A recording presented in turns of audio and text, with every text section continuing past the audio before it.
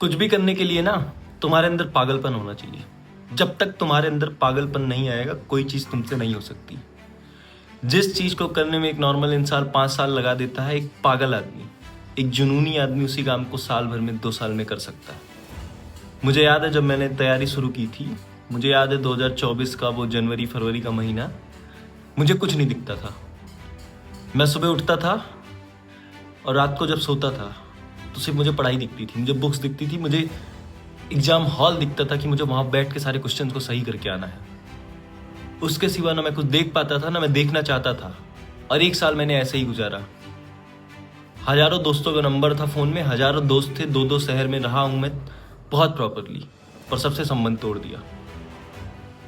Phone में number आज भी है, संबंध आज भी सबसे जुड़ गया, पर उस समय मैं कट आउट था क्योंकि मुझे पता था कि मुझे कुछ करना है और बहुत जल्दी करना है, जिसके लिए मुझे त्याग करना होगा। और ये त्याग जब तक आप लोग नहीं कर पाओगे ना तब तक कुछ नहीं होगा। वो अलग लोग होते हैं जो कहते हैं मैंने सारी चीज़ें एक साथ मैनेज की ली। मेरी गर्लफ्रेंड भी थी, मैं फैमिली में भी रहता था, मैं शादियों में भी जाया करता था, मैं नाचता भी था, मैं गाता भी था। नहीं हो पाता भाई। ऐसा करोगे तो वही है, 4-5 साल लगेंगे। जल्दी कोई चीज़ करनी है तो त्याग देना होगा और वो करने के लिए रेडी हो जाओ।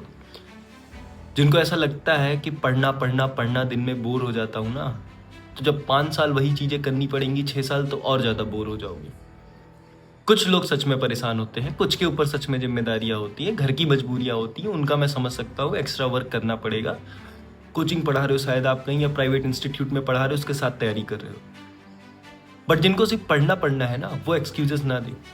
और कोई भी ऐसा कॉम्पिटेटिव वनडे एग्जाम नहीं है, क्या सीजीएल हो, क्या एनटीपीसी हो, क्या एसआई हो, क्या कोई हो, कि 1 साल में ना निकले।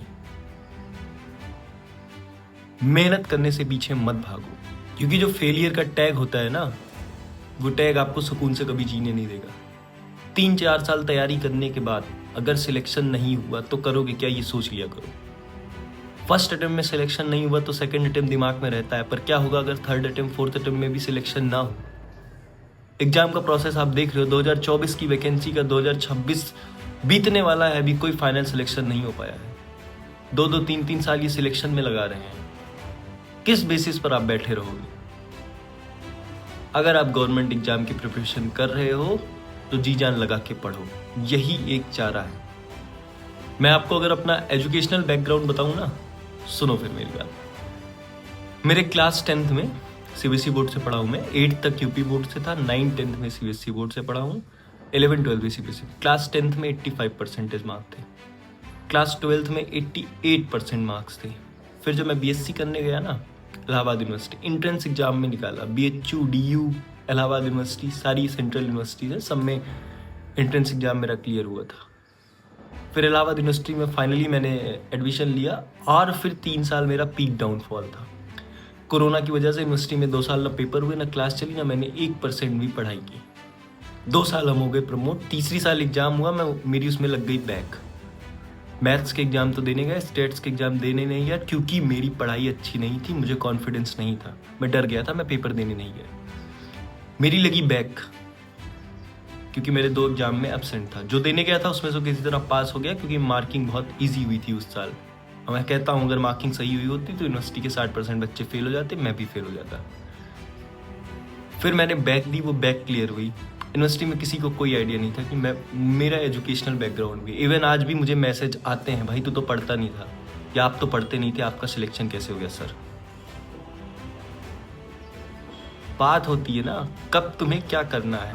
मुझे पता था उस टाइम पे मैं क्या कर रहा हूँ, वो भी मेरा ही प्लॉट था। ऐसा नहीं कोई चीज़ अनएक्सपेक्टेड हो रही थी मेरे साथ। मुझे पता था इस समय पढ़ाई का इतना स्कोप नहीं है, तो मैं पढ़ाई नहीं कर रहा हूँ, मैं और चीज़ें कर सकता हूँ। और चीज़ों में ट्राई किया, थोड़ा बहुत हो भी रही थी पर नहीं हो रही थी, तो फिर से मैं बैक टू द ट्रैक आ गया।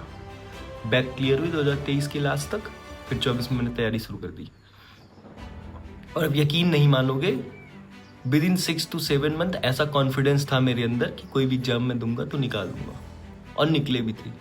आपसे बोला था ना, CGL, CHSL, CPO, UP constable, सारे जितने एग्जाम, और सारे एग्जाम मैं ज़्यादा देता भी नहीं था, इतने जितने भर दिए थे सबका प्रीवरी निकल गया था। कहीं फिजिकल देने नहीं गया तो कहीं मेंस में गड़बड़ी हो गई, कुछ हुआ नहीं हुआ। पर फाइनली जो होना था वो हो गया, क्योंकि मुझे एक ऐसी पोस्ट चाहिए थी जिसमें मैं रिलैक्स रह सकूं, और आज वो मिली। बात ये नहीं है कि कब आपके साथ क्या हो रहा है, बात ये है कि आप अपने साथ क्या करना चाहते हो।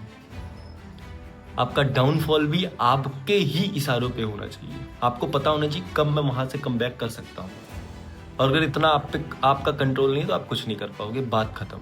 और बात रही पढ़ाई की, तो मेरी बात मान लो, अगर सिर्फ पढ़ाई पढ़ाई तुम्हारा काम है तो 1 साल से ज़्यादा का टाइम नहीं लगेगा किसी एग्जाम की प्रिपरेशन करने में। अगर आपको लग गया है या आप लगा रहे हो तो अपने अंदर सुधार करो और चीज़ों को बदलो।